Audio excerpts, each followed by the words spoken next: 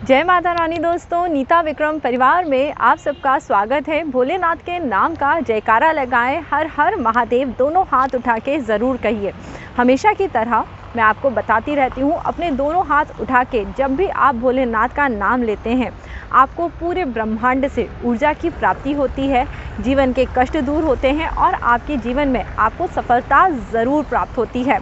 आज मैं बात करूँगी 26 जुलाई 2022 की तारीख के विषय में। सावन का हर एक दिन अपने आप में महत्वपूर्ण होता है, परंतु सावन के महीने में आने वाली मासिक शिवरात्रि आपको कर्ज से मुक्त करा सकती है, आपको हर प्रकार के कष्टों से मुक्त करा सकती है। जिनके घर में झगड़ा कलह बहुत अधिक रहता है, पति पत्नी के संबंध खराब हैं, उनको भी ये शिवरात्रि महाफल देने वाली हो सकती है। तो दोस्तों, वीडियो को बहुत ध्यान से सुने। आपको तिथि से संबंधित सभी जानकारी, पूजा पाठ के नियम से संबंधित हर जानकारी इस वीडियो में मैं बताने वाली हूँ। आप सब कैसे हैं दोस्तों? मैं हूँ आपकी होस्ट एंड दोस्त नीता विक्रम। आशा करती हूँ आपको इस चैनल पे आके जो भी वीडियो देखने के लिए मिलते हैं सब अच्छे लगते होंगे, क्योंकि हम बात करते हैं सनातन धर्म के बारे में, महादेव के बारे में, माता रानी के बारे में, जिनके बिना इस सृष्टि की कल्पना करना ही संभव नहीं है। तो दोस्तों, कल है शिवरात्रि और आद्रा नक्षत्र का योग। आद्रा नक्षत्र शाम में 6:48 से शुरू होगा और इसकी समाप्ति होगी अगले दिन सुबह 4 बजे के बाद। तो यानी एक तरह से देखा जाए तो कल के दिन का यानी मंगलवार की शाम का जो भी पूरा प्रदोष काल है वह आद्रा नक्षत्र से युक्त रहने वाला है। और वैसे भी जो शिवरात्रि का दिन होता है, इसमें रात्रि का महत्व अत्यधिक होता है। सुबह के समय हम जल्दी उठते हैं, नियमित शिव जी पे जल चढ़ाते हैं, पूजन अर्चन करते हैं, वो तो आपको शुभ फल देता ही है, परंतु इस दिन को ही हम शिवरात्रि बोलते हैं, तो रात्रि की पूजा का विशेष महत्व होता है। जो लोग रात्रि पूजा पाठ ज़्यादा नहीं कर पाते, वो संध्या काल में भी शिव पूजन ज़रूर करें। अब दोस्तों, इस बार 2022 का ये जो समय है, बहुत सारे इस समय पे दिक्कतें चल रही हैं। रिसेशन आने पे है, लोगों की कमाई कम हो रही है, आर्थिक तंगी बढ़ रही है, गरीबी बढ़ रही है और नाना प्रकार के कष्टों से आपको जूझना पड़ रहा है। ऐसे में पृथ्वी लोक के देव महादेव आपकी सहायता करें, इसका आपको ध्यान रखना है। जब भी हम ईश्वर के सामने हाथ जोड़ के खड़े होते हैं तो ईश्वर हमारी प्रार्थना ज़रूर स्वीकार करते हैं। अब दोस्तों, करना क्या है? शाम के समय लंबी बाती, आप सबने लंबी बाती देखी होंगी, एकदम जैसे उंगली लंबी होती है, इसी प्रकार लंबी बातियां हम सबके घरों में होती हैं। तो आपको 5 लंबी बाती लेनी है। कितनी बाती लेनी है? 5 लंबी बाती लेनी है और इन बातियों को एक दिए में अलग अलग करना है और इस प्रकार से जोत बनानी है कि 5 लौ जलती हुई दिखाई दें। जो ये 5 लौ हैं, इनको आप जलते हुए भगवान शिव के सामने रखें और उसके बाद वहाँ बैठ के जप तप और पूजा पाठ जो भी आप करेंगे वो अत्यधिक फलदायी होगा। आप इस प्रकार से शाम के समय यह दीपक जलाएं और शिव जी के सामने बैठ के जो शिव जी के नाम होते हैं उनका जाप करें। वैसे तो दोस्तों, आद्रा नक्षत्र में करा हुआ प्रणव का जाप बहुत अधिक फलदायी होता है। इस दिन पे आप ओम का जाप बैठ के जितनी देर कर पाएँ उसे करने से आपको मानसिक शांति मिलेगी, जीवन के कष्ट दूर होंगे। और ये जो दीपक मैंने आपको बताया है, इसे आप ज़रूर लगा लें। आप यह तिल के तेल का लगा सकते हैं, शुद्ध देसी घी का लगाना दीपक बहुत अधिक फलदायी होता है, तो शुद्ध देसी घी के दीपक को भी आप लगा सकते हैं। ठीक है, तो ये तो हुआ पहला उपाय। शिवरात्रि में प्रदोष काल का पूजन है, आप सभी अपने अपने घरों में इस पूजन को कर सकते हैं। घर के अलावा इस दिन पे आप मंदिर जाके भी इन उपायों को कर सकते हैं। अब दोस्तों, गरीबी तंगी नाना प्रकार के कष्ट हैं, मंगलवार का दिन है, तो ऐसे में शिव जी के अद्भुत रूप हनुमान जी को भी हमें ज़रूर पूजना चाहिए। तो इस दिन यदि आप 11 बार हनुमान चालीसा का पाठ करते हैं तो इससे भोलेनाथ की और हनुमान जी की दोनों की ही कृपा आपको प्राप्त होगी। तो दोस्तों, इस प्रकार से आप पूजा पाठ इस दिन पे ज़रूर करिए।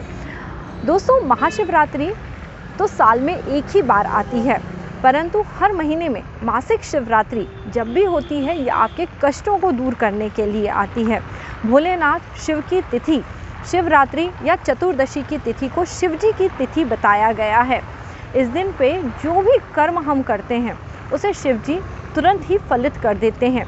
यदि आप शुभ कर्मों को करते हैं तो शुभ फलों की प्राप्ति भी आपको जल्दी होती है, और यदि आप अशुभ कर्म करते हैं तो वो भी दृढ़ होकर आपको निश्चय ही उनका फल भुगतना पड़ता है। ऐसे में दोस्तों, महाशिवरात्रि के दिन जिन लोगों के जीवन में बहुत कष्ट है, आप शाम में पूजा तो कर ही रहे हैं, पर रात्रि पूजा का विशेष विधान होता है। रात्रि का समय होता है निशीता काल का, रात में 12 बजे का समय। इस समय पे यदि आप शिव जी के सम्मुख एक दीपक जलाएं और उन्हें कोई भी एक मौसमी फल अर्पित करें और वहाँ बैठ के आप शिव जी के पंचाक्षरी मंत्र का जाप करें, तो इसका अत्यधिक शुभ फल आपको मिलता है। देखिए, शिव जी के पास जाके आपको अपनी कोई भी परेशानी, कोई भी दुख तकलीफ़ बताना नहीं पड़ता। शिव जी आपकी हर परेशानी, हर दुख तकलीफ़ को स्वयं ही दूर कर देते हैं। आपने यदि अभी तक दोस्तों नीता विक्रम चैनल का एक वीडियो था जिसमें शिव जी के 12 ज्योतिर्लिंग के नाम का महत्व बताया गया था, तो ये जो 12 ज्योतिर्लिंग हैं, इनका नाम सुबह लेना अत्यधिक फलदायी होता है, दिन के समय लेना भी शुभ होता है, और रात्रि के समय लेने से भी इनका अत्यधिक शुभ फल प्राप्त होता है। तो यदि आपको बहुत पूजन अर्चन करने में दिक्कत आती है तो आप केवल 12 ज्योतिर्लिंग का नाम ले लें। देखिएगा, शिव जी की अद्भुत कृपा आपको ज़रूर महसूस होगी। अब दोस्तों, मैं आपको कुछ ऐसी छोटी छोटी बातें बता रही हूँ जिनका आपको बहुत ध्यान देना है। कल मंगलवार का दिन है और साथ ही साथ महाशिवरात्रि की रात्रि है, तो इस दिन पे आपको ब्रह्मचर्य व्रत का पालन ज़रूर करना है। सावन के महीने में कई सारे लोग एक समय भोजन खा के रहते हैं और बहुत सारे लोग शिवरात्रि का व्रत उपवास करते हैं। यदि आपने कोई भी उपवास लिया हुआ है, आप पूजन अर्चन कर रहे हैं, तो आपको उसका अच्छे से पालन करना चाहिए। जो आप संकल्प लेते हैं उसी से आपको फल की प्राप्ति होती है।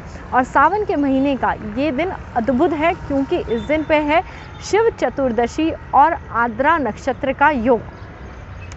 आद्रा नक्षत्र को बहुत ही सूखा नक्षत्र बताया जाता है। आद्रा नक्षत्र के विषय में दोस्तों मैं आपको बता दूं, इस दिन पे भैरव मंदिर में करी हुई पूजा भी आपको अत्यधिक फल देती है। भैरव बाबा को भी शिव जी का ही एक रूप बताया गया है। भैरव मंदिर में जाके यदि आप पूजा पाठ करते हैं, दीपक जलाते हैं, जो दोस्तों मैंने आपको 5 दीपक का उपाय बताया है, 5 जिसमें लौ जलती हैं, वो उपाय भी यदि आप भैरव मंदिर में जाके करते हैं तो आपको परेशानियों से निकलने का रास्ता खुद ब खुद मिलने लगता है। देखिए, जिस पे भी शिव शंभू भोलेनाथ की कृपा हो जाती है, जिस पे भी भोलेनाथ सहायता करने लगते हैं, उसे मनुष्यों की सहायता की कोई ज़रूरत ही नहीं पड़ती। परमपिता परमेश्वर जिसके साथ हैं, उसे इस पूरी सृष्टि में सिर्फ अच्छी ही अच्छी चीज़ों की प्राप्ति होती है, क्योंकि हलाहल तो शिव जी ने ग्रहण करा ही हुआ है, जिससे कि हम मनुष्यों का कल्याण हो, हमारे जीवन में दुख तकलीफ़ें ना रहें। तो दोस्तों, इस प्रकार से आप जो भी इच्छा करते हैं, अपने मन में किसी प्रकार की नेगेटिविटी, विश को मत आने दीजिए।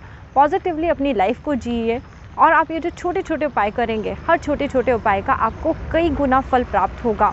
बोलते हैं ना, अगर आप एक बार कोई चीज़ देते हैं तो आपको कई गुना होकर वो चीज़ प्राप्त होती है।